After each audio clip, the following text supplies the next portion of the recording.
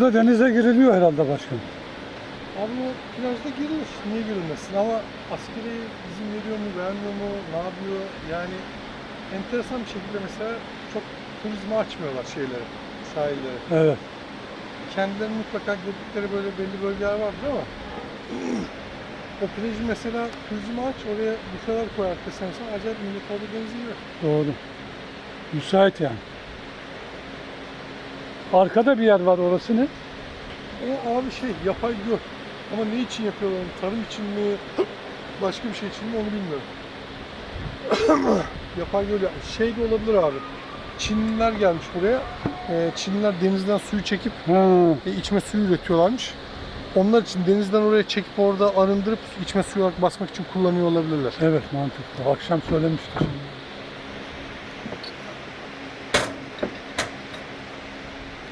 Evet, bir markete girdik. Aşırı sıcak var. Soğuk Her bir şey. girdiğim yerde selamünaleyküm diyesim geliyor. Vallahi. Alışmışız. Selamünaleyküm.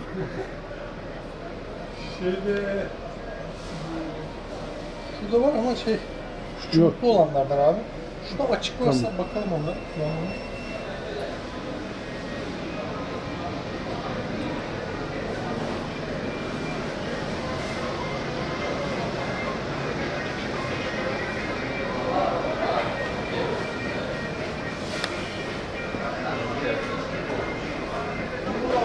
Burada magnum var, kornetler var.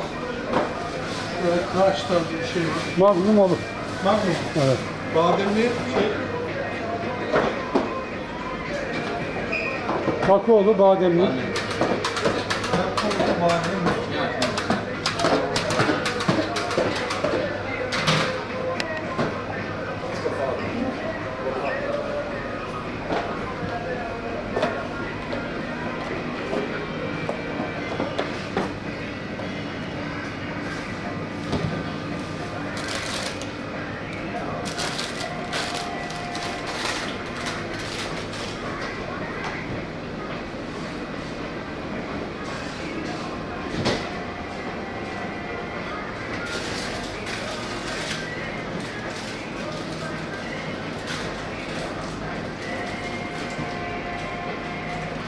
Bu abi.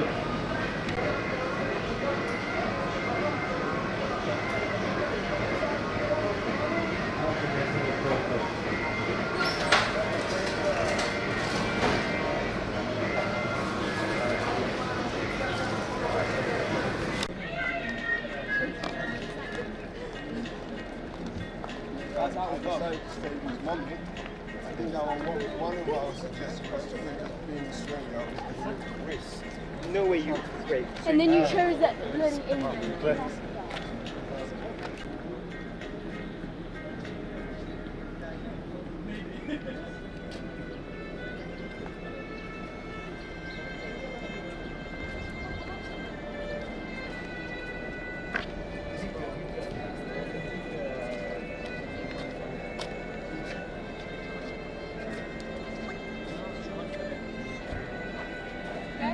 Oturursanız daha iyi çünkü manzara görünüyor.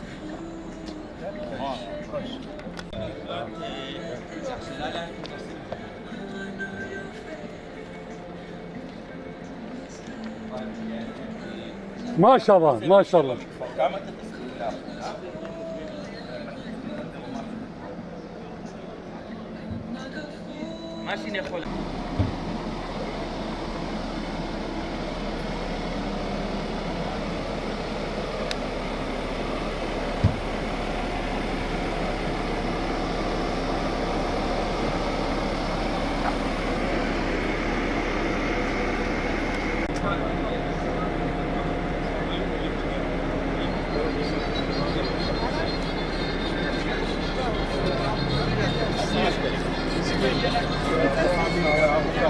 אתה רוצה לקרוא עכשיו? אז בוא נקבע. יום שישי, 2.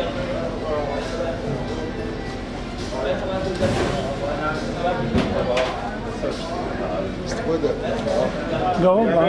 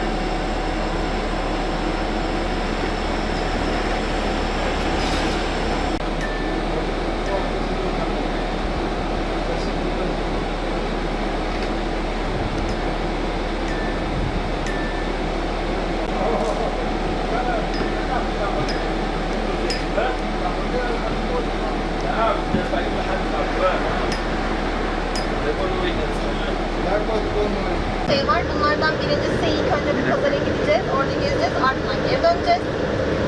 If somebody somehow is mistaken, gonna in one line gonna without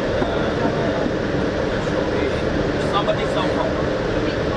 One line just put the keys, everybody can buy whatever.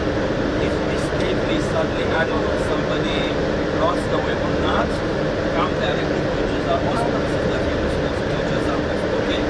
And you will wait for us.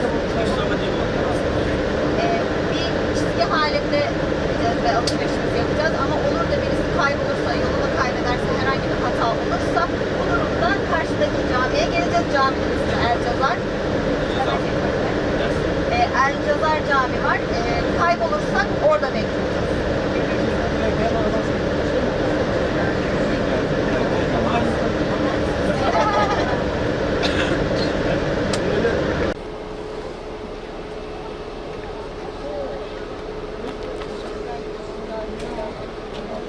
Bunlar bana bir diyor ki akşam bir köy senin olur, bir kal diyor.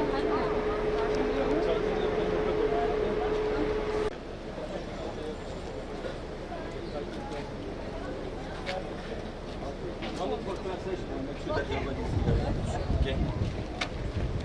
What?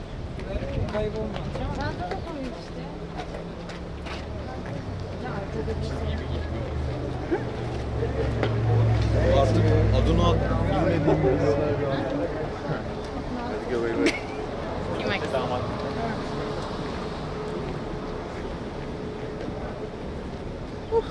Oh.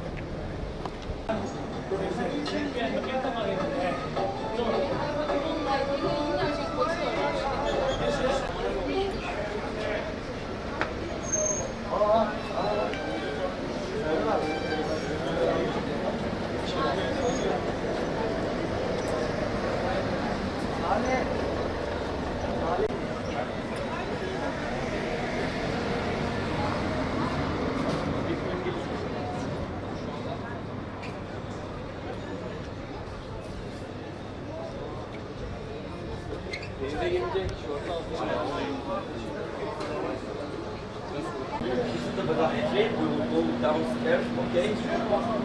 And maybe for port.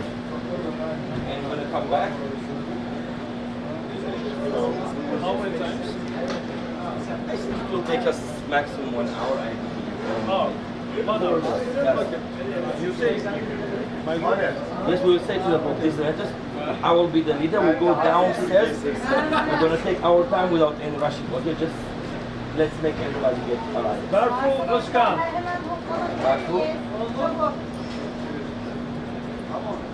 Vaktimizden kurtarmak için hızlı toplasak ona göre hemen başlayacak durumuz. Okay, but we have some guys who wants to change it. How many guys we change to raise their hands?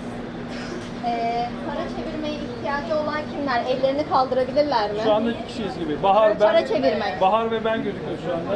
Yağız var. Yağız, 3. Okay. Kıvanç elini kaldırıyor galiba. 4. 4 people. 4 people, it's easier. Okay. Let's wait for everybody to arrive. Arkadaşlar yaklaşabilir misiniz? Melis, Şamil, hadi gelin. Okay. Hadi pazara daha uzun vakit geçmiyor. Hemen toplanalım, konuşulsun ve başlayalım. İstediğiniz şeyi yapın. Okay. Now we are entering the bazaar. We will go straight to downstairs. We're gonna, with one line, we're gonna just start to go downstairs, but no rushing. Okay, I will be in the front and leading, but you can take your time as possible as you like. At the end, we will arrange to the mini port and close, that's it, the Khan El Omdan. Okay? Khan El Omdan. Okay? So from here, we'll walk by our time to Khan El Omdan. Okay? Şimdi buradan dümdüz bir şekilde yürüyeceğiz. Aşağı ineceğiz merdivenlerden. Bize eşlik edecek. En önde o olacak. Onu takip edeceğiz biz bu süreç boyunca. Fakat istediğiniz gibi zamanınızı kullanabilirsiniz. Acele etmenize gerek yok dedi. Aşağı ineceğiz. Bir porta Khan El Omdan. Okay? There is a huge tower with a clock. Okay? And everybody in Akere knows it. Saatin olduğu büyük bir kule. Okay? Abdülhamid bir saat. Tamam? Okay. Okay. Okay. Bir saat anlamadık. Those who want to make change will stay here. Yes. Please come to here, over here. Para çevirmek isteyenler bu tarafa doğru gelebilir mi? Okay. Exchange yapacak olanlar. Yes. Nora, hak bir fahimizde. Hak. Para çevireceksen bu tarafa geçmen gerekiyor. Okay. Siz de mi çevireceksiniz? Nora will be the last person on the row, okay? Nora, yavuzluk miş.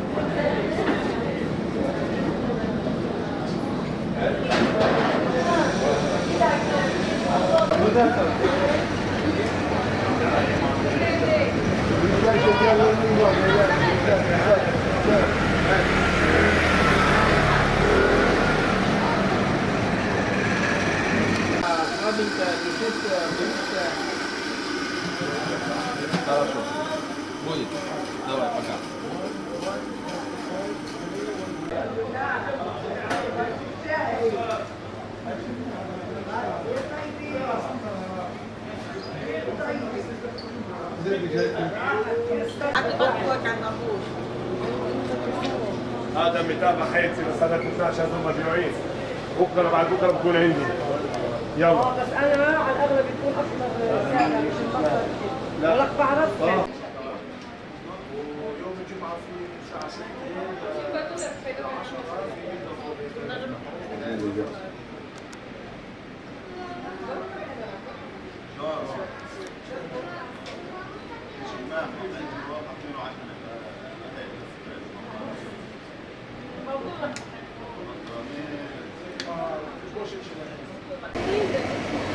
Evet, o aynen.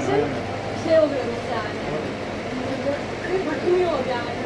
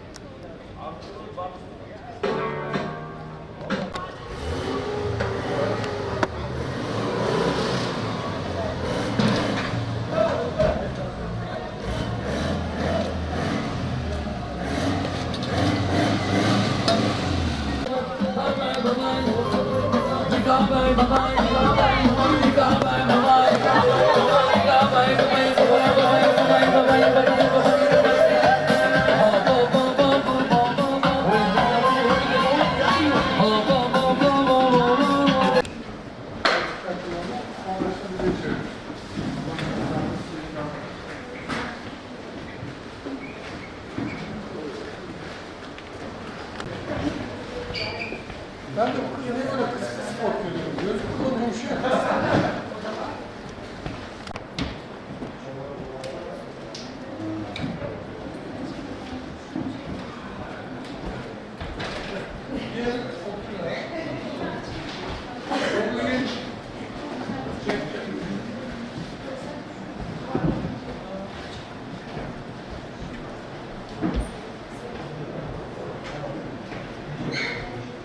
Someone is missing here, yes?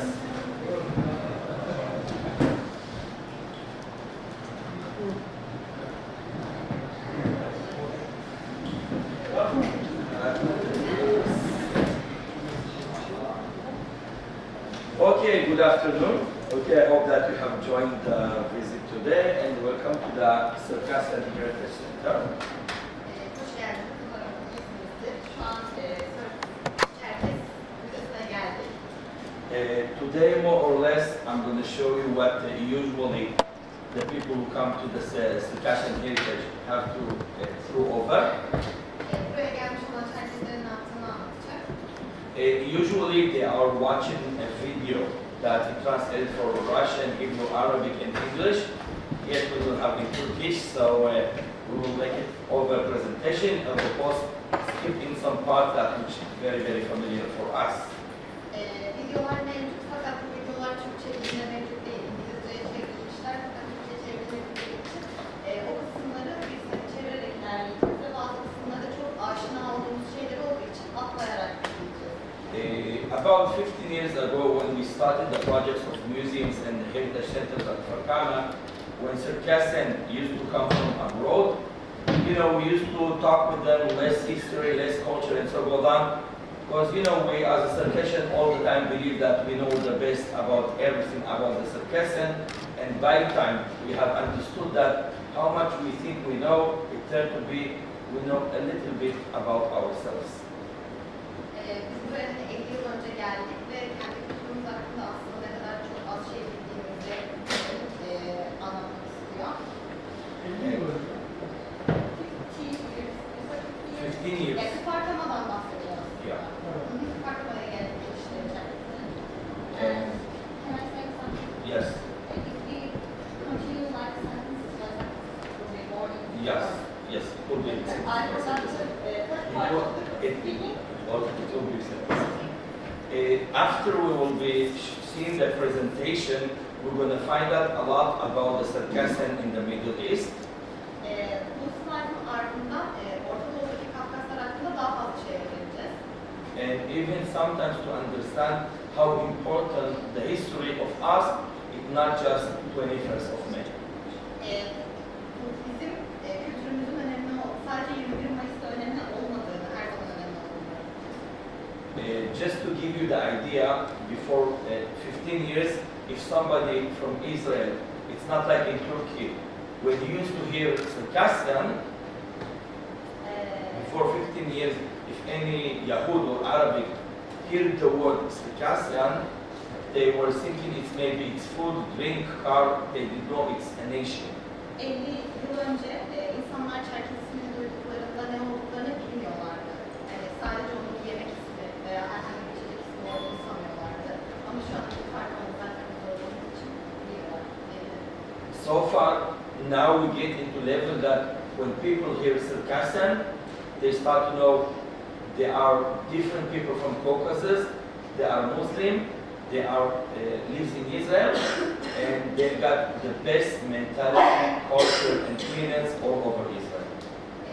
Şu anda biliyorlar ki çerkezlerin sadece bir yemek ismi olmadığını vesaire, Kafkas halklarından da ayrı olduklarını, çerkez adlı topluluk olduğunu şu an biliyorlar ve bu kültür çok iyi bir kültür, çok temiz ve aynı zamanda Müslüman olduklarını da artık biliyorlar.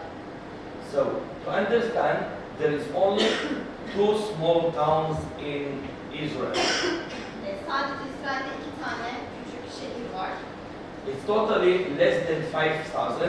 It's mean like if you go to Taksim Square, you will see more people than people lives in Farkana and Ruhaniya. Bu iki yerde 5.000'den az insan yaşıyor. Eğer Taksim'e giderseniz orada bile daha fazla insan olduğunu görebilirsiniz. So we can see Farkana have been settled in 1878 and Ruhaniya 2 years later. Farkama 1878'de buraya geliyor. Ondan 2 yıl sonra da And we can see the population, the differences of the populations of Ruhaniya and Farkana.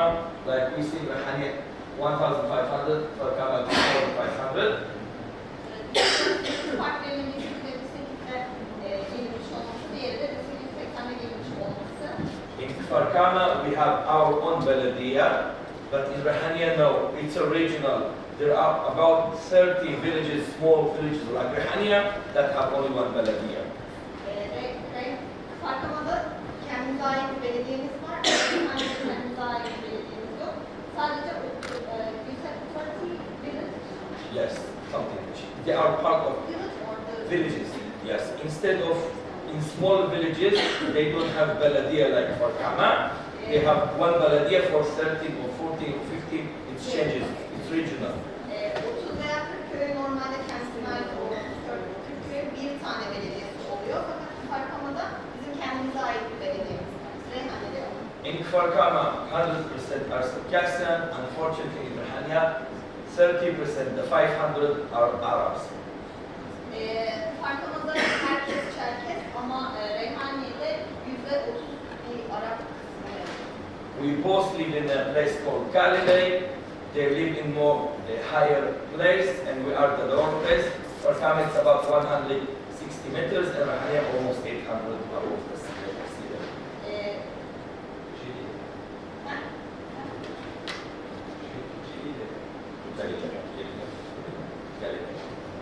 Farkama'nın daha yüksekte olduğunu, Reyhaniye'nin daha alçak bir yer olduğundan bahsediyor. Tam tersi. Pardon. Rehania is totally abhazya. Reyhaniye'de Asya Türk halkı yaşamakta. Farkama, Şapsu, Hatway, Natway, Abhazya, Zodwa. Farkama'da da az önce bahsettikleri Şapsı, Şapsu, Hatway, Natway, Abhazya, 5 farklı. 5. Okay, we know the reason of who are the Circassian. We should remember that we have cultural history and food that related to the most ancient people that live on this planet. Biz bilmeliyiz ki bu dünyada yaşamış olan en antik, en eski ırklara dayanıyor bizim. It's back to force when Circassian to make a proof how old we are. We always should back to Mayikop culture. Because without Mayikop culture, probably people wouldn't know how ancient we are. Kendimizin ne kadar eskiye dayandığını bilmek, öğrenmek için Mayikop kültürüne bakmamız, onlara tarihine bakmamız gerekiyor. Eğer onlara bakmazsak ne kadar geride olduğunu, ne kadar eskiye dayandığını öğrenmiş oluyoruz. When they found this archaeological identification in the 4th millennium before Christ, you know, those historians say like people to convert it from being non-civilized up to civilized, it takes about 6,000 years.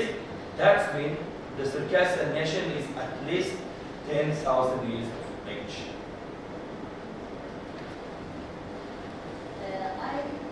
I forgot the Okay, let's do the numbers actually. Number the Circassian Mayikop culture is before like 4,000 years ago. Mayikop kültürü 4000 yıl öncesine dayanıyor. And it's based on those artificial, for example, this exposement that shows by its age 4,000 years. 4000 önce kazılarla birlikte bulunan 4000 yıl önce kazılarla bulunan bu arkeolojik eserlerden. And historian and anthropologist who explores, they say, to grow from non-civilized and to be civilized with cultures, it can take more 6,000 years. Çerkezlerin milattan önce 10.000 yılına kadar bir geçmişleri olduğu düşünülüyor. 10 yıllık bir tarih olduğunu söylüyor. Okay. Another identification to understand the Circassian, it's very ancient language, because when we take a look over here on the photonic, we talk about the hieroglyphic letters or pictographs. Bizim alfabemiz de çok eski antik zamanlara kadar dayanıyor. Buradaki işte fonetiklerinden vesaire anlayabiliyoruz. So for that reason, Tam çeviri oldu. Circassian speaking in technique named onomatopoeia, which means effect of the sound. You hear the sounds and you translate them. The Circassian language, it's based on that. You hear sounds and you translate the sounds. Çerkez dili şuna dayanıyor. İlk önce duyuyorsun ve duyduktan sonra o sesleri sesletiyorsun yani. Fonetiğini çıkartıyorsun. Duyup ardından söylemeyle. So in the past, for that they have to draw all those symbols for that sounds. Bu sesleri çıkartmak için de bu işaretlerin hepsini yazmak zorundalar. For example, when we say su, why we say in adige ps? Why? You just hear ps. That's the reason. Bizim Çerkesce'de suya pısı dememizin sebebi bunu duyduğumuzda sudan çıkan sesin pısıyla benzer bir ses olmasından kaynaklı. Yani dili sesler nasıl çıkıyorsa o şekilde kelime üretiyoruz aslında. Sea, how do you say sea? Deniz. Sea. Ha? Deniz. H. Yani denizde de diye çıkan dalga seslerinden denize hı adını vermiş. B. B. B. Arı. Huh? How do you say in Afghanistan? J. B. And S. Ş. A. Ş. I. That's the difference.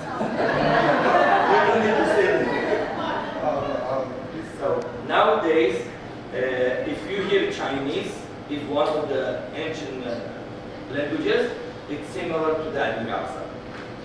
Yine eski dillerde bulunan Çince aslında abhazya'ya benziyor ses olarak. In other nation, great nation like Pharaoh, like Persian and ancient, they are no longer exist from the past languages who are similar to the adigey. Artık şu an var olmayan tersler gibi bazı gruplara yine bizim dilimizde benziyor. So for that reason, as a community, as a nation, without a country, what we achieve nowadays, when we have 1.5 million Circassian in Abhazya, it's miracle. Dili konuşan 1 milyondan az. And we don't have a country of ourselves. Ve kendimize ait bir ülkemiz yok. The fact that there are still Circassian who speak the language, Buna rağmen hala dili konuşan Çerkesler var. it's miracle. Bu bir mucize. Because Atlas of UNESCO, Atlas of UNESCO, it's exploring old languages. UNESCO araştırdığı zaman eski dilleri There was sure that in year 2000, only Circassian over 60 years old will be able to speak adigey. sadece 2000 Çerkes bundan 60 yıl sonra dili hala konuşabilecek olduğunu düşünüyor UNESCO. And this language, once it will be lost, it can almost be revived. Eğer dil ölürse bir daha tekrardan dili canlandırabilecek veya konuşabilecek birisi olacak. We're already losing it. Why? Because nowadays there is no wuig dialect speaker anymore. Biz aslında çoktan kaybettik bile gıgıh dilini. Şu an konuşan hiç kimse yok. When we go to the Caucasus, when we talk about Circassian, Kafkasya'ya gittiğimizde ve Çerkesler hakkında konuştuğumuzda in the earlier years, also Çeçen, the Kfar, Avar, Osen, all of them used to be called Circassian. Named Circassian. Çerkes was all of them. All Caucasus was Çerkes. bütün aslında Kafkasya grupları, çeçenler vesaire hepsinin Çerkes olduğunu söylüyor. But from the 13th to 14th century, people start to identify Çerkes as abhaz and adige. 13. 14. yüzyıldan sonra insanlar ayırmaya başladı Çerkesler, abhazlar. And of course, we should be careful to not mistaken that not all the Caucasus is our land. There are also other different nations. Sadece bizim olduğunu düşünmek yanlış. Doğru mu? Abhazların sadece bize ait bir alan olduğunu düşünmek yanlış. Başka halkların olduğunu da söylüyor. Başka halkların mevcut olduğunu da söylüyor. Yani Dağıstanlar, Göçmenler. I will skip to the flag, as everybody should know it. The importance of this map, Bu haritanın önemi, when we take the map of today, like Google Maps, bugün haritaya baktığımızda, örneğin Google Maps'ten haritayı açtığımızda, topographically, it matches this map. topografik olarak buna Match. buna eşitleşiyor. So this is the proof that in 1840, Circassia was still in hand of the Circassian people. Bu Çerkeslerin olduğunu kanıtlıyor. So this is the fact that Circassia was our land. Bu bizim Kafkasya'nın bizim yerimiz olduğunun kanıtı. Because in other old maps, there was not very topographical, so there some people say, oh, it's not so correct. Eski zamanda kullanılan haritalar topografik olmadığı için bazı insanlar diyormuş ki hayır bu doğru değil. Now we should take careful about what of the reasons we've been get into a fight. Bizim neden kavga neden savaştığımızın Over the water, silver and gold. The silver, water and gold.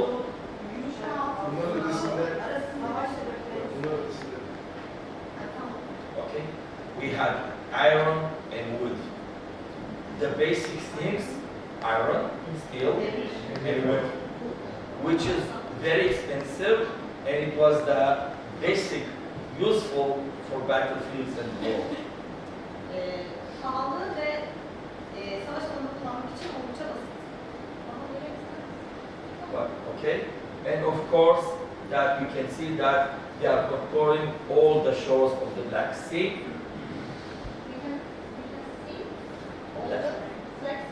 Black Sea. Yeah, we control the Black Sea. Tamam, Karadeniz'in etrafında, Karadeniz etrafında sarıyor. And all Russian Empire didn't have anywhere else of the Black Sea at the Warm Sea. Ruslar sıcak denizlere inmek için Karadeniz'den başka geçebilecekleri hiçbir yer yok. And of course that the combat theory of Atallah is almost forgotten, unfortunately. Maalesef bu savaş çoktan unutuldu. It's in the past we used to send our kids from age to 7 up to 14 to foster family. Eskiden biz çocuklarımızı 7 yaşından 14 yaşına kadar bir aileye gönderiyorduk. I wish we could do today to send our kids. Keşke bugün de gönderebilsek. And unfortunately, we see a lot of Circassian today that name daughters, especially at the Caucasus, Katrina or Ekaterina. Şu an görüyoruz ki bazı kızlarımızın isminin Katerina falan olduğunu, yani çerkez aileleri kızlarına Katerina ismini koyduğunu. She was who to decide to banish us from our homeland. The war started with Ekaterina II. She is the main reason. Aslında savaşın basmasının asıl sebebi bu Katerina denilen hanımefendi. Bunun yüzünden aslında savaş başlıyor. Kararı veren kişi o. Ve biz hani maalesef ki çocuklarımıza bu ismi koyuyoruz. The idea of her was they were losing battle, so they decided to expand. In her idea, it was to occupy more land to become grow and bigger. Bu hanımefendinin asıl amacı daha fazla alana yayılmak ve büyümek. Unfortunately, yes, unfortunately, as a Circassian, one of the main problem is we were never united. Çerkes olarak asla bir olmadık. Bu bizim en büyük problemimiz. Bu aktar, bu şapsol, bu kabardey, bu nartaj. Biz asla birlik olmuyoruz. Hani kendimizi şimdi adige, kabardey olarak ayırıyoruz. Aslında bizim en büyük problemimiz bu. So the Russians start from Kabarda and tribe after tribe occupied our lands. Ve kabardeyden başlayıp, Rusya kabardeyden başlayıp diğer ülkeleri teker teker işgal etti. And then we start with the 21st of May, the excitement, the Circassian genocide. Ve ardından 21 Mayıs'ta çerkes sürgününü yaşamış oldu. And of course, the biggest evidence from Georgia that you can also see here at the walls. Duvarlarda görebildiğiniz en büyük kanıt, Gürcistan'ın tutmuş olduğu aslında defterlerin. It's very important to learn about these documents. Bu dokümanları öğrenmemiz çok önemli. We have met professors and doctors are researchers in history. Doktorlarla, araştırmacılarla karşılaştık tarihteki. Part of them made PhD about genocide. Birçoğu bunlar hakkında, sürgün hakkında master yapmış insanlar. In some parts they say Bazı kısımlarda diyorlar ki at the Holocaust Germany used Russian techniques. Rusların tekniklerini kullandığını söylüyor. Holocaust'ta yine And you can see, for example, here doc number 9, how they just make tables with all details to make sure who will be executed, who will be banished, everything. 9. maddede görüyoruz ki nasıl hani yok edileceğinin aslında anlatılıyor. Nasıl yok edileceği, nasıl kullanılacağı, nasıl ne yapılıp da yok edileceği. Once we immigrated, Circassian of Rehani and Farkama get right here where Bulgaria nowadays. Biz göç edildiğimizde gelmiş olduğumuz yerleri gösteriyor aslında. Almost there wasn't Circassian in the Middle East. Circassian didn't send to the Middle East, to Israel, Lebanon, they didn't want to send here. They were Aslında more Orta Doğu'ya gönderilmedi. Hemen anlaşılan Orta Doğu'ya gönderilmedi ilk başta. And then the agreement of the Russian and Ottoman Empire, Golan Osman, Osmanlı İmparatorluğu ile Rusya arasındaki anlaşmadan sonra Bulgaria, Macedonia, Bosnia, Serbia, they will come to be independent countries. So they asked to leave that area. Balkar ülkeleri olarak genelleyip Balkar ülkelerinin bağımsızlıklarını aldıktan sonra bizlerin gönderilmesiyle ilgili bir karar veriliyor. And they said, wait, you bring Circassian, we don't want Circassian, so take also the Circassian. Siz bize çerkesleri getirdiniz fakat biz çerkesleri istemiyoruz. Bu yüzden onları farklı yerlere gönderin. So our ancestors traveled to Thessaloniki, Greece, and start to sail to Middle East. Bizim atalarımız da Selanik'ten Orta Doğu'ya doğru gönderilmeye başladı. So from those arrivals, like we have also the ports here, you know, date where Beirut, Ankara, Tripoli, Latakia, Syria, Homs, Syria, Latakia, Syria, Tripoli, Lebanon, Haifa, and Ankara. Burada görmüş olduklarımız, gönderilmiş olduğumuz limanlar. Ankara, can we see 1,200 to establish 3 Circassian villages. Bu 1200 kişi 3 çerkes köyüne gönderilmiş. Unfortunately, one of the ships, this type of a ship called Phoenix, Bu tarz gemilere verilen isim Phoenix, maalesef ki 6,000 Circassian was on the ship. 6000 çerkes bu geminin içerisindeydi. The motor exploded Motor patladı and 600 kids and women burned while they are alive. ve 6000 çocuk, kadın, herkes burada yanarak And öldü. in one from that boat, one woman, she threw into the sea about 3 kilometers from the shore. Bu geminin içerisinden atlayan bir tane kadın 3000 kilometre, right? Yes. 3000 kilometre boyunca gidecek sanırım. She was a little girl. She swam to the land of nowadays Anatolia. Küçük bir kızdı ve yüzmeye başladı. From where? What? From the boat? Swimming from the No, she came from also that Bulgaria way. And Bulgar tarafından geliyordu. she lived in Turkey later. Sonrasında Türkiye'de yaşadı. And her daughter is granddaughter. Onun torunu, Did I say become to be Sibel Saiber? onun torunu Sibel Saiber. Sibel Sayber oldu. Aslında Sibel Sayber o kadının torunu. She was the prime minister of Turkish Cyprus. Turkish Cyprus. She was the prime minister. Kıbrıs'ın ilk kadın başkanı. So these are the settlements we see, like Bunlar Rehania, Farkama, Çerkes. We will start with Çerkes, named the forest or Mazar. They were majority from Chodo. The first village was, the biggest one is here, named Çerkes. En büyük köy şurada görünen Çerkes.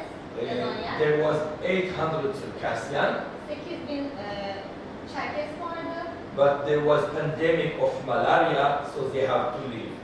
Malaria hastalığından sonra oradan ayrılmak durumunda kaldılar. most of them are from Jado tribe. Bunların çoğu da Bijadulardan oluşuyordu. And what left is this place is the well of the village, well of water. Bunlar köyde kalan şeyler. And unfortunately, this was the cemetery become to just trees and park. Ve şu an sadece ağaçlar ve parklar kaldı. Başka bir şey kalmadı. Okay, Rehania. Rehania was the smallest one. Reyhaniye en küçükleriydi. And you can see they are very, very close to the border. Sınıra çok yakın olduğunu This is görebiliriz. Lebanon. Orası Lübnan. About 50 years ago, 60 yıl önce terrorists come inside Rehania. Reyhaniye'nin içerisine teröristler geldi. They thought it's Yahud, Sandılar ki orada yaşayan so insanlar they Yahudiler. come to the first house to knock on it, on the door. İlk eve geldiler ve kapıyı çaldılar. And when the door opened, they killed the man inside the house. Ve kapı açıldığında evin içerisindeki herkesi öldürdüler. Rehania in 1880, they have established a town, 66 families. 1880'de 66 aile established kuruldu. Reyhaniye'yi kurdular. They built it at first. You see the jamia inside. All these are houses. İlk olarak ortaya bir cami kurdular ve evleri onun They are etrafında, attached together. birlikte olabilmek için. We have gate here Orada da bir and kapı gate var. over there, Bir de şu and tarafta close bir them kapı at var. night. Ve geceleri bu kapıyı So it's kapatıyorlar. like a kala. Okay. Kalan kale. Yeah. Kale gibi yapıyorlar. So in this entrance, Arab tried to get inside and attack the Circassian. Ve bu girişten girip çerkezlere They saldırdı. couldn't succeed, Başarılı and we olamadılar. see they also managed to break the title of the town. Ve buradaki başlığı, yani şurada yazılan şeyi kırmayı başardılar. In Rehani also they have built their mosque on the Christian church way because they didn't know how Jami should be. Yani ilk olarak buraya bir kilise kurdular çünkü caminin nasıl olması gerektiğini bilmiyorlardı. Kfar from 1878. 1878'de Farkama kuruldu. So we are located very, very close to the Sea of Galilee and a lot of Christian places.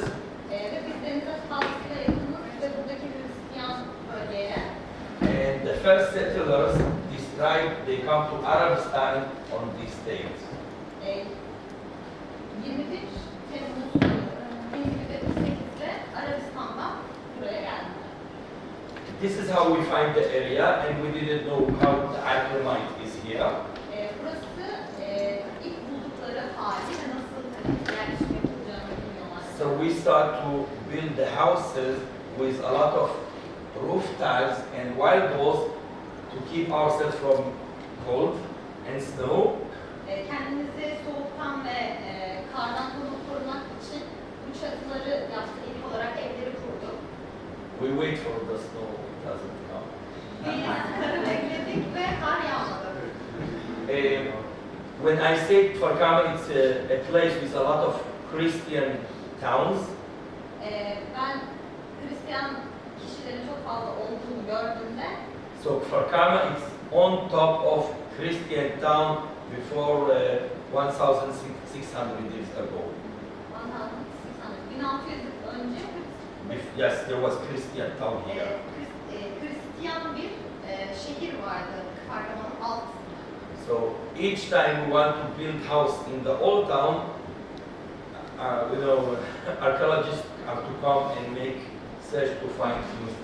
Biz ne zaman ev yapacak olsak biliyorduk ki arkeolojistler gelecekler de onları yıkıp altında kazı yapacaklar. We found two different churches here. İki tane farklı kilise bulduk burada. In one family built the house, the other is the park near the football pitch.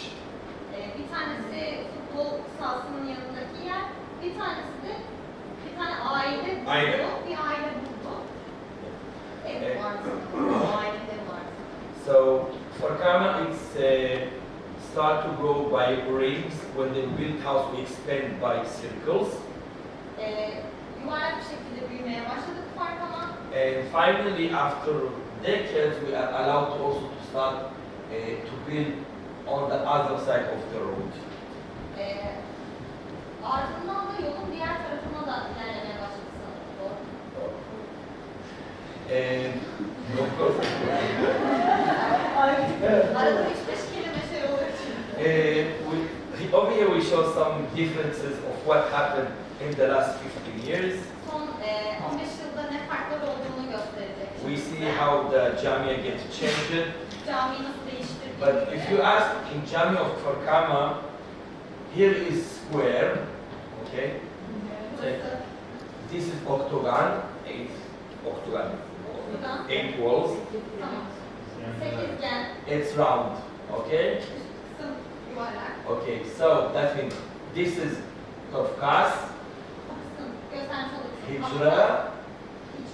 Hijra, travel, yes, to expel, the time we expelled from homeland, we vanished. Tamam, orayı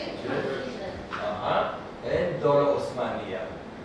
So when you see the tower of Turkam, it says you are Caucasian, vanished from the Caucasus into Ottoman Empire. Biz bu kuleyi gördüğümüzde şunu anlıyoruz ki biz Çerkeziz ve kendi topraklarımızdan sürüldük ve Osmanlı topraklarına getirildik. Yani bu üç şeklin anlamı bu. And this white and the black stone, it's like a black, like the Mamluk architecture, as Mamluk was Circassian region. Ve bunlar aslında Çerkez'de gelmiş olduğu ırklardan biri ve buradaki beyaz ve siyah renkler onların mimarisine ait. And this is here, it's how it looked in the past. This is the center here. Gördüğümüz fotoğraf buranın eski hali ve şu anki hali. And by time we see different nations here, like Yahud Arab, and we start to work with them to communicate, to get professions here. Zamanında burada Yahudiler ve diğer Hristiyanlarla karşılaşmışlar ve onlarla birlikte bir iletişim kurmaya çalışmışlar. They teach us how to be farmers, Onlar bizlere nasıl çiftçi olunacağını öğretti. and we show them how you can fight. Biz de onlara nasıl savaşılacağını öğrettik. All Circassian joined all the countries by the army also. Bütün Çerkezler ülkenin ordusuna From 1958, Circassian boys, when they get in age of 18, they have to go to the army, and girls not. kızlar değil ama erkekler 18 yaşına geldiklerinde orduya katılmak zorundalardı. 1958'den itibaren. When we have time in the army, we also teach them to dance. Ve biz onlara orduda olduğumuz zaman nasıl dans edileceğini öğrettik. There are other places like Golan, Golan highest, Jolan, Golan gibi farklı yerler de mevcut. and Gottlieb Schumacher, a German historian who visited the Jolan. Golan'ı ziyaret etmiş olan Alman araştırmacı Gottlieb beyefendi. He came to the Circassian towns and say, it's not the Middle East because the villages here clean, modern, even than Germany. Buraya geldiğinde söyledi ki burası aslında Orta Doğu ülkesi değil çünkü burası Almanya'dan bile temiz ve daha modern. So we can see like before 145 years ago to build houses like that, it was the top of the modernization. Bundan 1460 yıl önce nasıl göründüğünün fotoğrafları. These are actual photos from the Golan Heights before the war of Israel and Syria. İsrail ve Suriye'nin arasındaki savaştan önce Golan'ın nasıl göründüğünü direkt gerçek fotoğrafları. They also join and teach the Arab how to ride horses and fight as cavalry. Ve onlara nasıl at sürüldüğünü ve nasıl savaşılacağını da öğrettiler. So in 1967, this was the population of all Circassian settlement on the Golan Heights. Ve Golan tepesinde yaşayan tüm Çerkeslerin listesi. Today the population is 0. Ve şu an oradaki popülasyon, oradaki yerleşik hiç kimse kalmadı. In 1996, this is an amazing story. In 1996, 1967'de bu çok harika bir hikaye. Nadir Jil Jadid from Jordan, it's also Circassian folk. Nadi Al Jil, yes. Bahsetmiş olduğu kişi aynı zamanda Yes. kendisi çerkes. They come to Kfar and Rahaniya festival exactly like you. Bizim gibi Kfar ve Reyhaniye'ye festival yapmaya geldiler. And one woman take photo in Circassian old town, Bosnia. Çerkeslerin eski şehri Boşniya. Yes. Boşniya'nın fotoğrafını çekti bir tane kadın. When she go back to Jordan, Ve geri Ürdün'e döndüğünde her grandmother saw the photo, onun büyük annesi fotoğrafı görüyor. and she said, "My father died in this place that you have stood. The bomb fall, we ran away, he died under it." Ve sizin oraya gitmiş olduğunuz yerde benim babamın üzerinde düştü ve orada öldü. So we asked for a map, Ve biz onlardan and go to the harita Golan, istedik ve find the map, harita bulduk. and we make the explorers, and here is this body, and this is the daughter, it's Efna. Ve adamın cesedini bulmuşlar. Araştırmacılarla birlikte gitmişler. Adamın cesedini bulmuşlar. Cesedin başındaki hanımefendi de. And we bring it to Rahaniya and bury in the Ve cemetery. Reyhaniye'ye götürüp Reyhaniye'nin mezarlığına gömmüşler. We have also Circassian in Jordan, which actually they are who found Jordan. Ve Ürdün'de yaşayan Çerkesler de var. Aslında Ürdün'ü asıl bulan kişi onlar. This capital of Amman wasn't existed, it was just ruined. Bu başkent değil. Ankara bizim neyimiz? Başkent. Başkent ama bu şekilde yaşıyor. So when Emir Abdallah came from Saudi Arabia, the Circassian gave the protection to him and became completely part of the royal family. Sonra bu Abdullah gelmiş ve Çerkesler ona koruma sağlamışlar. Böylelikle de oradaki kraliyet ailesi oluşmuş. When we come to how many Circassian in the world, we have a huge problem.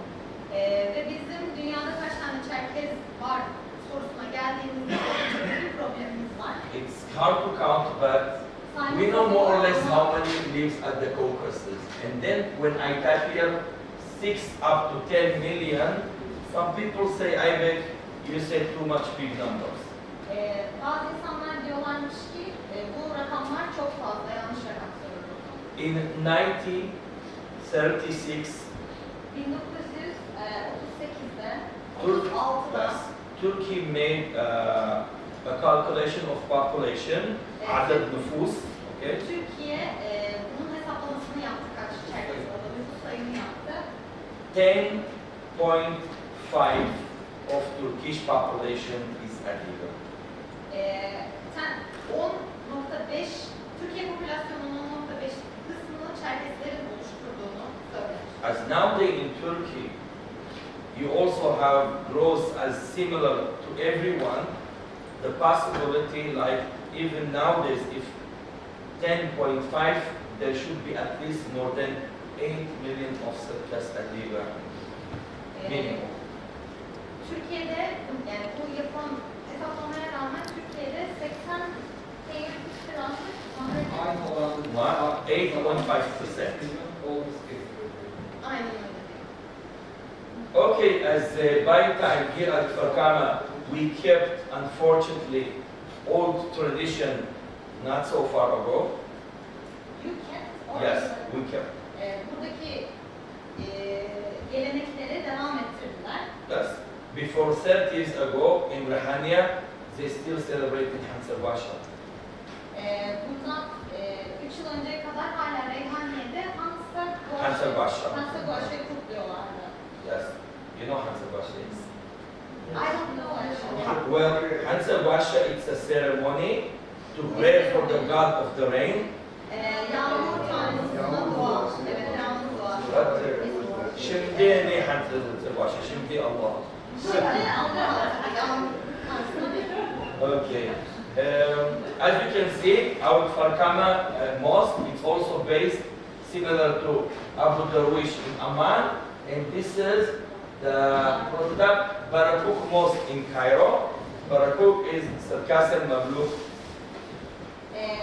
Barakuk olarak bahsettiği şey Çerkeslerin Memlüklardaki yapmış olduğu mimari ve bu üç mimari de birbirlerine çok benziyorlar gördüğünüz gibi. Okay. We usually separate in the lecture what we're gonna deliver to the hosts, like Circassian traditional food. We have talked about separate culture and tradition. Biz çok ayrılmış geleneklere sahibiz. Okay. Yiyeceklere yani Okay, this is the halja. I'm sure that you have eaten, but who can guess what is this small thing? bu söyleyeceği eminim ki yemişsinizdir. Herkes tahmin eder fakat yukarıda görmüş olduğunuz small küçük şeyi biliyor musunuz? Exactly, haljuan. And inside you have date inside hurma. İçerisinde hurma ezmesi var. When a little baby start to walk, Küçük bir bebek yürümeye başladığında we make small bags with this haljuan and give it to families and friends. bu küçük tatlılardan yapıyoruz ve aileye ve arkadaşlara ikram ediyoruz. So when a little boy come knock on the door and give you that gift, you know his little brother or sister learn to walk. Ve küçük bir çocuk kapımıza gelip tıklayıp bunu verdiğinde biz anlıyoruz ki onun küçük kardeşi yürümeye başladı. Of course, we should not forget our old adige kabza, all the dances that we perform, how we're going to lead them. I will not talk about it because Tabii ki de to start to teach you about how to dance. tabii ki de bizim bu kakse kurallarını ve nasıl dans edileceğini unutmamamız gerekiyor. Bunu sizlere söylemeyeceğim. One of the things that unfortunately start to get loose is the yachekakin or the kidnapping of the bride. Maalesef ki kaybettiğimiz geleneklerden bir tanesi gelini kaçırma. Kız kaçırma. But same time, we see a lot of mistakes. We see sometimes videos on TikTok or Facebook. Fakat biz çok fazla hata yapıyoruz. Bazen TikTok'ta ve Facebook'ta videolar görüyoruz. They take the chakwa and go to the mall and kidnap her. No, it doesn't work like that. No, it's not tradition. Gördüğümüz videolarda yamçıyla kızı alıyor, sırtlıyor, götürüyor. Ama biz bu işi bu şekilde yapmıyoruz. Bu yanlış. Well, in fact, in 99%, the kidnap was planned by the girl. Genelde diyor bizde %99 oranında bu kaçırılma kız tarafından planlanır. She was telling her parent when they will come to ask my hand, please tell them no. Kız ailesine diyor ki beni istemeye geldiklerinde lütfen onlara hayır deyin. She wanted to make sure that the man will still, if her parent even say no, will come and do the risk and marry her. Burada öğrenmek istediği şey, anlatıldığı şey şu. Eğer benim ailem hayır demesine rağmen o erkek gelip bunu cesaret edip beni alabilecek mi? And we as a parent also resisted from start because we wanted to make sure Aynı zamanda bizim ailelerimiz de bunun için ısrar ediyor. Biz de emin olmak istiyoruz ki you know, every parent thinks I'm the best warrior, and if he can come, okay. her aile düşünüyor ki ben en iyi savaşçıyım. So if he can come at night and take my daughter from my house and bring her safe, my daughter is safe, enemy cannot reach to her. Eğer benim evime gelip de gecenin bir vakti benim kızımı evimden kaçırabilecekse ben inanıyorum ki benim kızım onunla birlikte güvende olacaktır ve ona ilerleyen hayatında hiçbir tehlike gelmeyecektir, herhangi bir tehlike olmayacak. Another important thing in the wedding is the nisasha. Dedik, düğündeki bir diğer önemli şey, saçı. Okay. The reason is like when guy gets married, he say kasasha, means I bring her. Bir erkek evlendiğinde kaseşe diyor, ben kızı getirdim. And she says sdakwa, I'm going with him. Ve kız da diyor ki, Sdakwa. ben onunla gideceğim. The reason is, even today, to remember, if you want to get into relationship, go to different village, different tribe, and not your neighbor. Şu an bile biliyoruz ki bir ilişkiye başlayacağımız zaman komşumuz değil, köylümüz değil, farklı bir yere gitmemiz gerekiyor. We at Farkama also remember the genocide, and we all the time should mention and talk of it. Aynı zamanda Kfarkama'da biz 21 Mayıs'ı da hatırlıyoruz ve bunun hakkında sürekli söz ediyoruz. We match ourselves with the other communities to show solidarity and united as a one nation. Diğer nasyonalitelere, diğer şeylere de diğer ırklara da gösteriyoruz. Biz birlik oluşturuyoruz. We have a long path to go through because in the bottom line, only one country recognizes the genocide.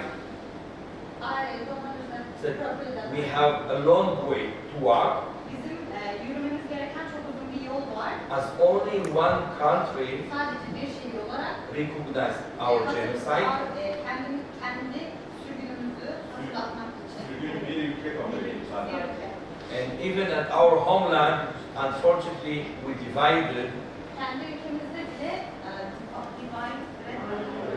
bölünüyoruz. And they say adige, çerkes, kabardey, as they are three different nations which are not. Olmamamıza rağmen kendimizi 3 ayrı ırk olarak ayırıyoruz. So also your visit to Farkama, not just only festival, fun or dance, is to connect all Circassian communities.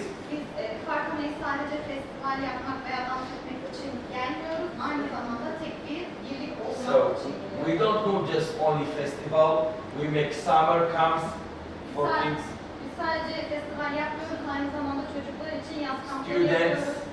Öğrenciler yapıyoruz. elders, honor the delegation, as all of them should be united. Herkesin bir arada olması gerekiyor. Tek birlik olması gerekiyor. And of course the festival is the main event of Farkama that everybody likes to come to visit us. Tabii ki de yapacak olduğumuz şu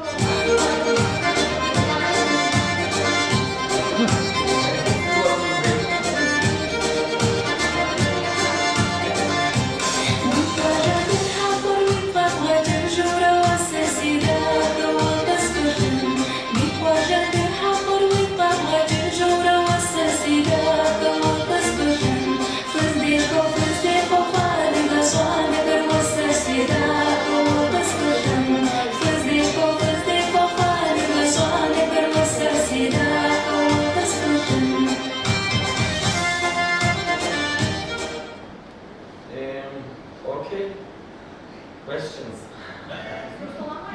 Soru soracağım.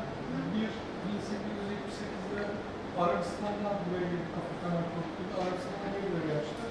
2, yasayla askeri alınmadığı, hala orası geçiren ve hala askeri gidiyor. Tamam. İlk önce 1878'de neden Arabistan'da? Arabistan'dan buraya gelip Kafkasya kurtuldu. Neden geldi? Yani iki ülkesinde bir anlaşma oldu. Kendileri çıkıp geldiler, akrabalarla görüştü. Ondan bir böyle nasıl yapılıyor?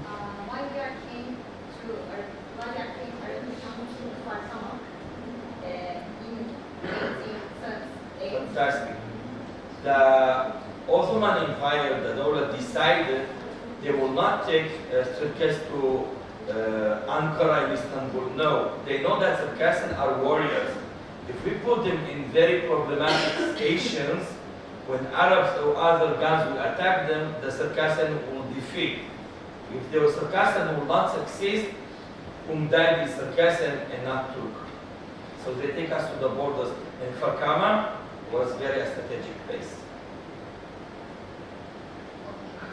Şimdi Osmanlı İmparatorluğu Çerkezlerin İstanbul'a veya Ankara'ya konumlanmasını istememişler. Çünkü herhangi bir savaş olduğu durumunda Çerkezler kendilerini savunacağı için ve ölenlerden hani hem Türklerden ilk ölenler Çerkez eğer biri ölecekse yani biri ölecekse eğer Türkler değil de ilk ölenlerin Çerkezler olmasını istediklerinden dolayı bu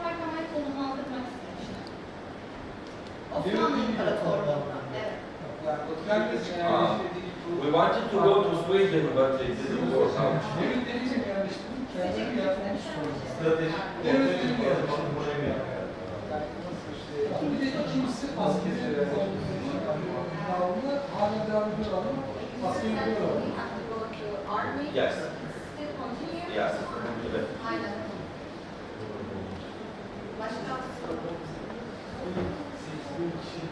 Varmış ya 8.000 kişilik bir hastalık çıkmış bir yıllar nereye gitmişler, ne olmuş?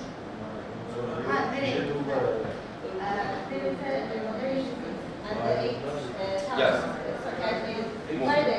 Okay. They go to Jordan. Jordan. Every family name of Hakuz or Kakuz, they are originally from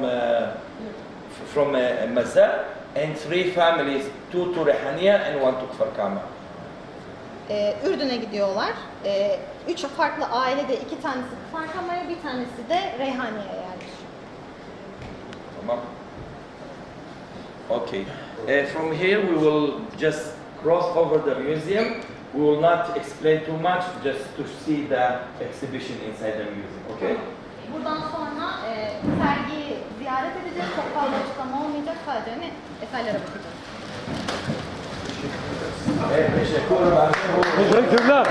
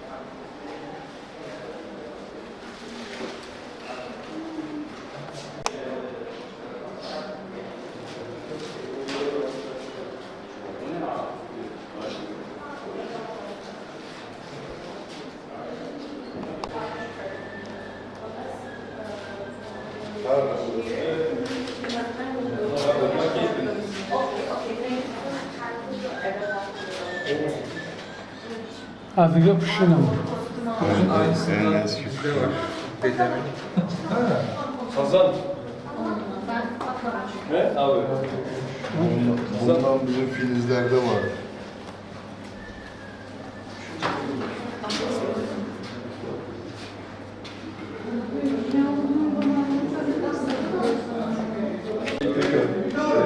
Efendim? Haydi. Gelin şöyle ya. Şimdi tamam. Erkekten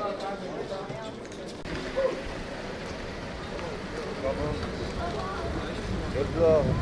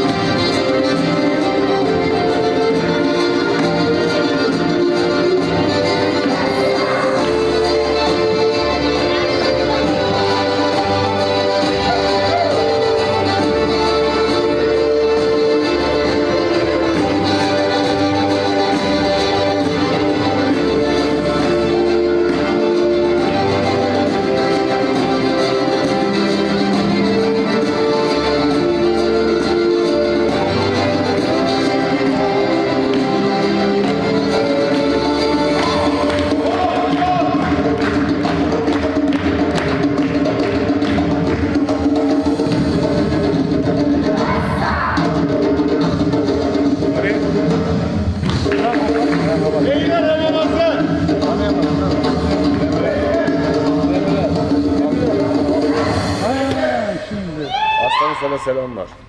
Bizim aslan bak. Nerede o şimdi? İstanbul'da. Demin ara. Oraya iyi bak diyor. Sen ne yapıyorsun? Çok iyi. İyi yapıyorum. Hayır, Rahat oldum. Toplandı. 1, 2, yana, Böyle. selam. 3 ay oldu. Bir daha alalım. Bir daha alalım. Bir daha alalım. Deniz bağır bir daha. Ver kolunu. Platinsiz yapacak. 1, 2, güzel. 1, 2, selam ve bir daha. Deniz kukla için bir daha bağır. Hala o kadar inlesin yani. Toplan. 1, Bahtiyarları görüyor musun? selam ve şart. Deniz'in sesini duyuyoruz mu? Denizeli bahtiyarı görüyor musun? Ya sana bir şey söyleyeyim. Ağlarca da mağlar.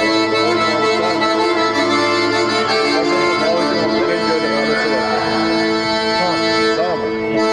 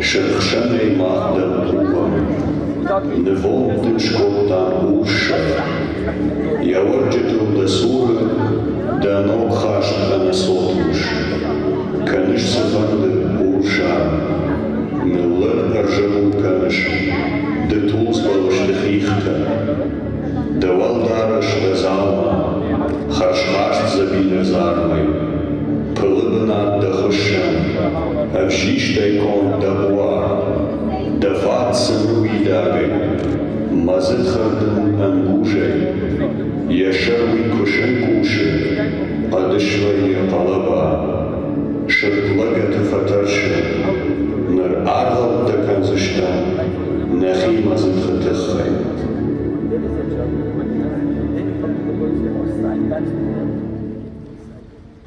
Something like that.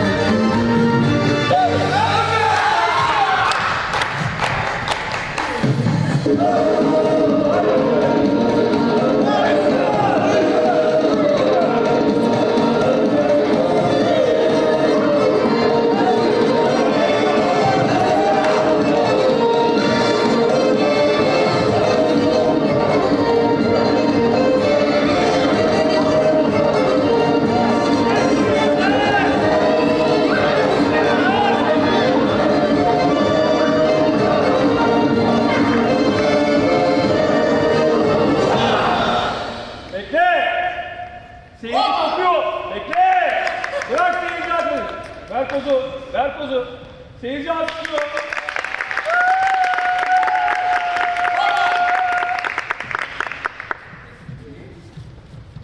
Evet. Sahneye yayıldık ama. Çizgiyi düzgün yaptık. Evet. Ver komut. Wallace. Evet. Sen de uyuyor Emre.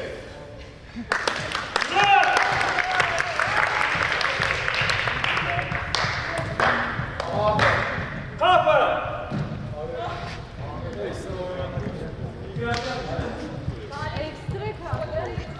Evet. Ekstra da oynamayanlar salonu hızlı terk edebilmemiz için üstünüzü değiştirebilirsiniz.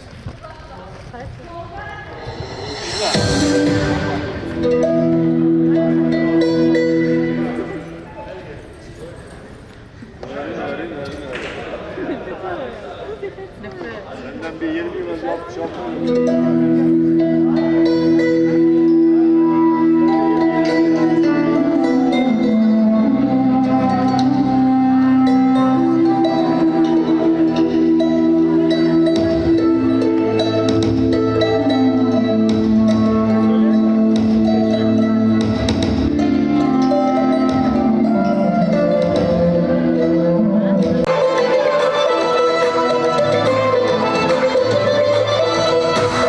Thank